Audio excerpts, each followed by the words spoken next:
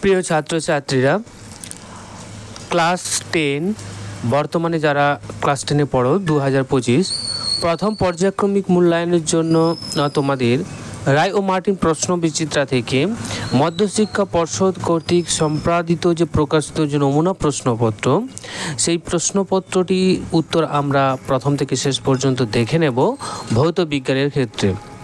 তো এইখানে সময় থাকবে 1 ঘন্টা 30 মিনিট এবং পূর্ণ মার্ক থাকবে 40। তো প্রথমেই গ্রুপ এতে সঠিক উত্তরটি নির্বাচন করে পূর্ণ বাক্যে লিখো। তো এইখানে পূর্ণ বাক্যে কিন্তু অবশ্যই লিখবে। তো আমরা চেষ্টা করেছি যতটা সম্ভব তোমাদের উত্তরগুলো দেওয়ার। তো এখানে পূর্ণ বাক্যে অনেক ক্ষেত্রে দেওয়া হয়নি, কারণ তাতে করে তোমাদের পেজ সংখ্যা বেড়ে যায়, তাই উত্তরটাই এখানে দেওয়া হলো, প্রশ্ন এবং উত্তর কিন্তু তোমাদের লিখতে হবে পূর্ণ বাক্যে, এটা কিন্তু মাথায় রেখো। ক্লিয়ার? তো প্রথমে দেখো, প্রদত্ত কোনটি গ্রিন হাউস গ্যাস নয়?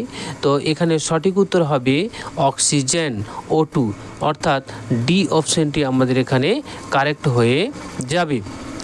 তারপরে দেখো, এসটিপিতে 22.4 লিটার কার্বন মনোক্সাইডের ভর কত হবে? তো এসটিপিতে 22.4 লিটার কার্বন মনোক্সাইডের ভর 28 গ্রাম হবে। কার্বন মনোক্সাইড এইখান থেকে যদি 1 মোলের ক্ষেত্রে যদি দেখি, তাহলে 12 + 16 অর্থাৎ এখানে হয়ে যাবে 28 গ্রাম। ক্লিয়ার? তার পরবর্তী যে প্রশ্নটি যে এখানে রয়েছে তোমার, আচ্ছা এটা তো করলাম। 3, যে কোনো রশ্মি বায়ু মাধ্যম থেকে কাচের স্ল্যাবে লম্বভাবে আপতিত হলে প্রতিসরণ কোণ কত হবে? তো এই ক্ষেত্রে প্রতিসরণ যে কোণের মান হবে 0 ডিগ্রি, অর্থাৎ ডি অপশনটি কারেক্ট হবে। তো এখানে নোট করে তোমাদের লেখা আছে, কারণ লম্বভাবে আপতিত রশ্মি প্রতিসরণের সময় দিক পরিবর্তন করে না। এরপরে আসছি এক্স রে, ওয়াই রে, এক্স রে, গামা রে এবং ইউভি রে কে ক্রমবর্ধমান শক্তি অনুসারে সাজালে যথাক্রমে কী হবে? তো এখানে সঠিক উত্তর হবে বি অপশনটি। প্রথমেই থাকবে গামা, তারপরে এক্স রে, তারপরে ইউভি রে। ঠিক আছে? তো কারণ হিসেবে আমরা নোট করেছি, এটা তোমরা পরীক্ষার খাতায় নাও লিখতে পারো, তোমাদের মানে পড়াটাকে মনে রাখার জন্য কিন্তু নোটটা দেওয়া হয়েছে। কারণ গামা রে শক্তি সবচেয়ে বেশি হয়, ইউভি রে এর শক্তি সবচেয়ে কম হয়। তারপরে যে প্রশ্নটি রয়েছে, কোনো উত্তল লেন্সের ফোকাসের মধ্যে বস্তুকে রাখলে গঠিত প্রতিবিম্ব কী হবে? গঠিত প্রতিবিম্ব অবশ্যই কিন্তু অসৎ এবং অবশীর্ষ হবে। ঠিক আছে? অর্থাৎ উল্টানো হবে। ঠিক আছে? উল্টো প্রতিবিম্ব গঠিত হবে। তো এখানে যে অপশানে রয়েছে অসৎ এবং অবশীর্ষ, সেটা সঠিক হবে। তো এখানে ডি অপশানে রয়েছে, তাই ডি অপশানটি এখানে কারেক্ট হয়ে যাবে। তার পরবর্তী যে প্রশ্ন রয়েছে, হ্যালোজেন মৌলের যে গ্রুপ সংখ্যা 17, এটা আমরা সকলে জানি। যে ফ্লোরিন, ক্লোরিন, ব্রোমিন, আয়োডিন, এগুলো হচ্ছে হ্যালোজেন মৌল।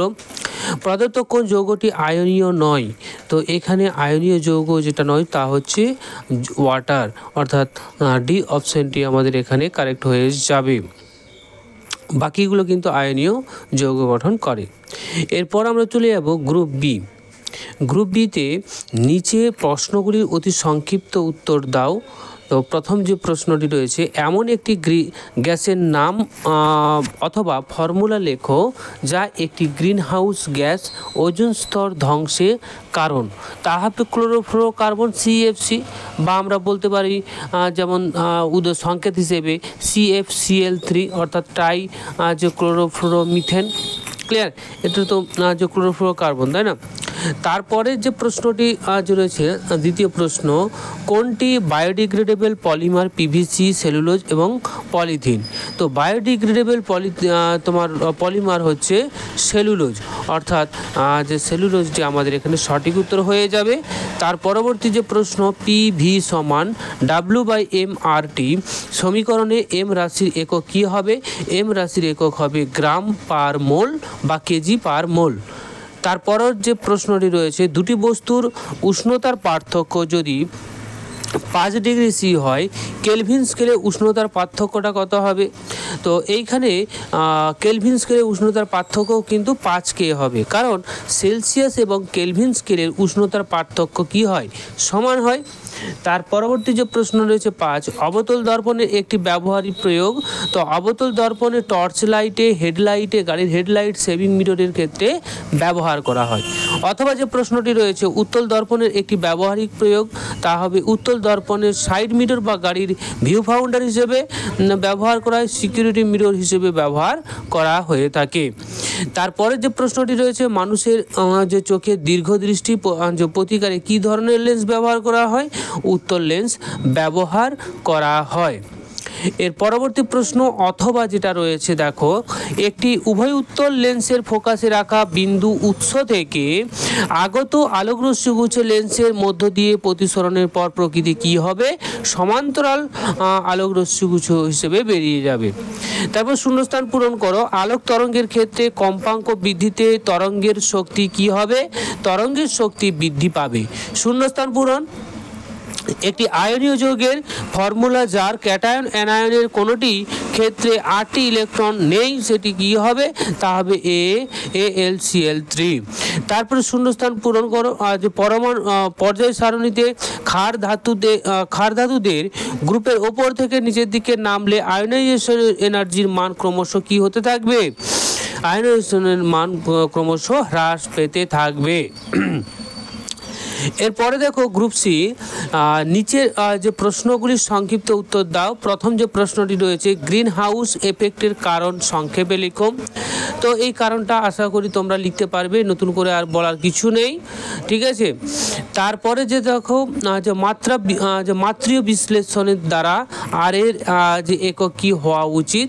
তো এইখানে যে পি হচ্ছে চাপ, ঠিক আছে, পাস্কাল, তো তার একক লিখবে, ঠিক আছে, ভি এর একক লিখবে, তারপরে এন এর একক লিখবে, টি এর একক লিখে নিলাম। এরপর আদর্শ গেছে যে সমীকরণ যে পিভি সমান এন আর টি, সেখান থেকে আর সমান পিভি বাই এন টি, এবং প্রত্যেকের একক যদি আমরা বসিয়ে দিই এবং সেইখান থেকে কিন্তু আমরা আর এর এককটা পেয়ে যাব joule, mole inverse, kelvin inverse. পরবর্তী যে প্রশ্ন রয়েছে অথবা বয়েল চার্লস অ্যাভোগাড্রো সূত্র থেকে দেখাও পিভি সমান এনআরটি, অর্থাৎ আদর্শ গ্যাসের সমীকরণটি প্রতিষ্ঠা করো। এটাও তোমরা কিন্তু পারবে, এটা নতুন কিছু না, তোমরা পারবে, ঠিক আছে। না পারলে বলো, ভালো করে একটা বুঝিয়ে করিয়ে দেবো পরের বারে। তো কাচের যে স্ল্যাবে যে আলো আপতিত হলে নির্গমনের সময় তার বর্ণালীতে কি বিভক্ত হয়। তো এখানে কাচের স্ল্যাবে আলো আপতিত হলে নির্গমনের সময় তা বর্ণালীতে বিভক্ত হয় না, কারণ আলো লম্বভাবে আপতিত হলে প্রতিসরণ কোণ শূন্য হয় এবং আলো বিভিন্ন যে রঙের জন্য প্রতিসরণের পার্থক্য খুবই কম, ফলে বর্ণ সৃষ্টি হয় না। তারপরে আসছি দিনের বেলায় আকাশে নীল দেখায় কেন, এর কারণটা কি, বায়ুমণ্ডলে ভাসমান অণু ধূলিকণা দিনের বেলায় সূর্যের আলোকে বিক্ষিপ্ত করে এবং র্যালের বিক্ষেপণ সূত্রানুসারে আলোর তীব্রতা তরঙ্গদৈর্ঘ্যের চতুর্থ ঘাতের সঙ্গে ব্যস্তানুপাতিক, অর্থাৎ I প্রপোর্শনাল 1/λ4।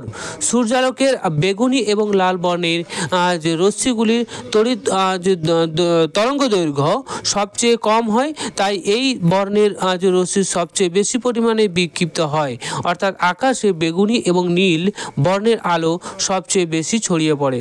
কিন্তু মানব চক্ষু বেগুনি আলো অপেক্ষা নীল রঙের যে প্রতি অধিক সংবেদনশীল, তাই আমরা আকাশের রং নীল দেখি।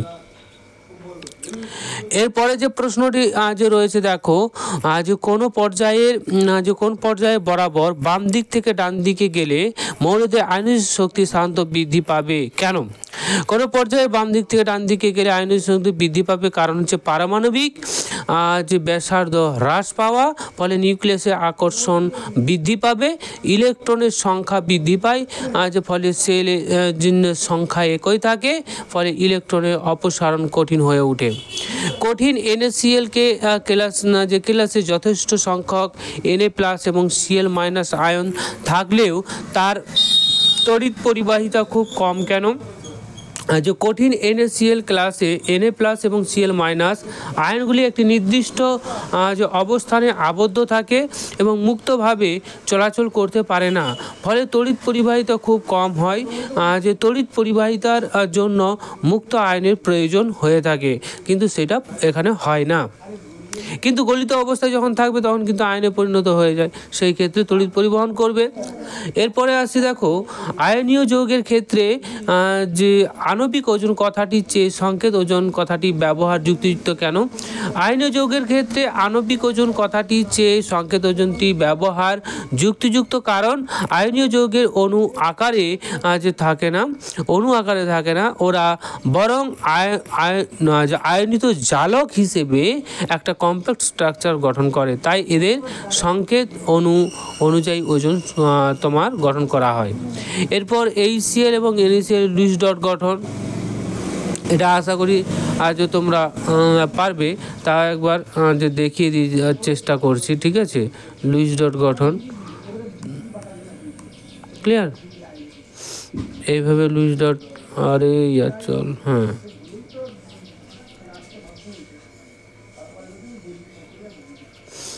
এইভাবে লুইস ডট গঠনগুলো দেখিয়ে দিবে। ক্লিয়ার, আশা করি তোমরা পারবে।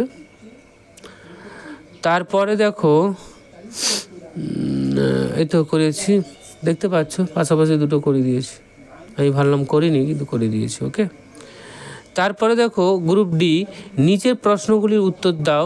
এসটিপিতে একটি গ্যাসে যে 111 ml আয়তনের ভর দেওয়া আছে, গ্যাসটির নমুনায় কতগুলি অণু আছে বা গ্রাম আণবিক ওজন কত? এটা পারলে স্ক্রিনশট করে নাও। তো বলে দিচ্ছি, এসটিপিতে 1 মোল এর আয়তন 22.4 লিটার, সেটাকে ml এ যদি করি 22,400 ml। পদার্থ গ্যাসের আয়তন 112 ml, আর মোল সংখ্যা সমান আয়তন বাই 1 মোল গ্যাসের আয়তন করে দেবো। সেখান থেকে আমরা মোল সংখ্যা পেয়ে গেলাম। এবারে মোল সংখ্যা পেয়ে গেলে গ্যাসের যে ভরটা আমরা পেলাম, মোল সংখ্যা পেলাম। গ্রাম আণবিক যে ভর সমান কী হবে, ভর বাই মোল সংখ্যা, ভর বাই মোল সংখ্যার সঙ্গে গ্রাম আণবিক ওজন পেয়ে গেলাম। তাহলে 1 মোল যে গ্যাসের অণুর সংখ্যা অ্যাভোগাড্রোর সংখ্যক যদি হয়, তাহলে যে পরিমাণ তোমার মোল সংখ্যা, সেই পরিমাণ অণুর সংখ্যা কত হবে সেভাবে করলে কিন্তু আমরা পেয়ে যাব। ঠিক আছে, এরপরের যে প্রশ্নটি রয়েছে, প্রধানত কোন কারণে বাস্তব গ্যাসটি আদর্শ গ্যাসের আচরণ থেকে বিচ্যুত হয়? কোনো গ্যাসের মধ্যে অণুগুলির গতির একটি প্রধান বৈশিষ্ট্য। তাহলে বিচ্যুত হওয়ার মূল কারণ হচ্ছে, প্রথম কারণ হচ্ছে অণুগুলির মধ্যে যে উপস্থিত বল, যে আন্তরাণবিক বল, সেই উপস্থিত আন্তরাণবিক বল। তো আদর্শ গ্যাসের অণুগুলির মধ্যে কোনো আকর্ষণ বা বিকর্ষণ বল থাকে না, কিন্তু বাস্তব গ্যাসের অণুগুলির মধ্যে দুর্বল ভ্যান ডার ওয়াল ফোর্স বা বল থাকে। এই বলের প্রভাবে গ্যাসের আচরণ আদর্শ গ্যাস থেকে বিচ্যুত হয়। দ্বিতীয় যেটা রয়েছে, অণুগুলির আয়তনের প্রভাব। আদর্শ গ্যাসের যে নমুনা অনুযায়ী গ্যাসের অণুগুলির নিজস্ব আয়তন শূন্য, কিন্তু বাস্তব গ্যাসের অণুগুলি একটি নির্দিষ্ট আয়তন থাকে, যা গ্যাসের যে মোট আয়তনের একটি অংশ দখল করে। এই কারণে গ্যাসের যে আচরণ আদর্শ গ্যাস থেকে বিচ্যুত হয়। তো গ্যাসের মধ্যে অণুগুলির গতির একটি প্রধান বৈশিষ্ট্য ব্রাউনীয় গতি। গ্যাসের অণুগুলি সব দিকে এলোমেলোভাবে দ্রুত গতিশীল হয়। এরপরে দেখো, কিভাবে উত্তর লেন্সের সাহায্যে কোনো বস্তুর সৎ বিম্ব গঠন করা যায়, তার ছবি আঁকতে হবে। তো ছবিটা তোমরা এইভাবে এঁকে দেবে, ঠিক আছে। এই ছবিটা স্ক্রিনশট করে নাও, এইভাবে এঁকে নিতে হবে। তারপরে দেখো, কোনো উত্তর লেন্সের আলোক কেন্দ্র বলতে কি বোঝো? কোনো লেন্সের ক্ষেত্রে বস্তুর দূরত্ব যদি দিতে হয়, প্রতিবিম্বের দূরত্ব রৈখিক বিবর্ধন কত? তো এটা ইজিলি তোমরা পারবে, ঠিক আছে। বস্তুর দূরত্ব প্রতিবিম্বের দূরত্ব দেওয়া আছে, রৈখিক বিবর্ধন m সমান হয়ে যাবে প্রতিবিম্বের দূরত্ব বাই বস্তুর দূরত্ব, করে দিলে 2 চলে আসবে, ঠিক আছে। এরপরে দেখো, গ্রুপ 1 ভুক্ত মৌলদের নাম ক্ষার ধাতু বলা হয় কেন? একটি ইউরেনিয়াম মৌল। তো গ্রুপ 1 মৌলদের যে নামে ক্ষার ধাতু বলার কারণ হলো, এই মৌলগুলি জলের সাথে বিক্রিয়া করে ক্ষারীয় হাইড্রোক্সাইড উৎপন্ন করে। এই হাইড্রোক্সাইডগুলি যে জলে দ্রবীভূত হয়ে ক্ষারীয় দ্রবণ তৈরি করে। উদাহরণ হিসেবে যদি আমরা দেখি, সোডিয়াম জলের সাথে বিক্রিয়া করে NaOH এবং হাইড্রোজেন উৎপন্ন করে। একে NaOH সোডিয়াম হাইড্রোক্সাইড, এটা ক্ষারীয় হয়, ক্ষারীয় দ্রবণ হয়, তাই এদের ক্ষারীয় বলা হয়। একটি ইউরেনিয়াম উত্তর মৌল হচ্ছে প্লুটোনিয়াম, যার পারমাণবিক সংখ্যা আছে 94, চিহ্ন Pu, ঠিক আছে। এরপর দেখো, মোজলে পরীক্ষার সিদ্ধান্ত কি ছিল? তো মোজলের পরীক্ষার সিদ্ধান্ত এবং এটি উদাহরণ লিখতে বলেছে।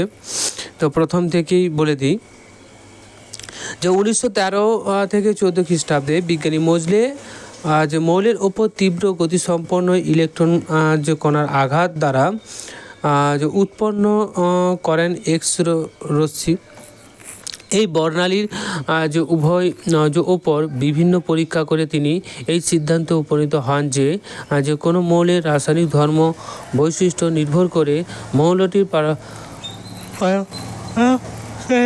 উপস্থিত প্রোটিন সংখ্যা অর্থাৎ পরমাণু ক্রমাঙ্কের উপর। তো মেন্ডেলিভের পর্যায় সারণীর মৌলগুলি ক্রমবর্ধমান পারমাণবিক গুরুত্ব অনুসারে সাজানো হয়েছে। মোজলের পরীক্ষায় এই গুরুত্বপূর্ণ সিদ্ধান্তর পর মেন্ডেলিভের পর্যায় সূত্রটিকে সংশোধিত করা হয় এবং সংশোধিত রূপ হিসেবে পারমাণবিক ক্রমাঙ্ককে এখানে প্রাধান্য দেওয়া হয়।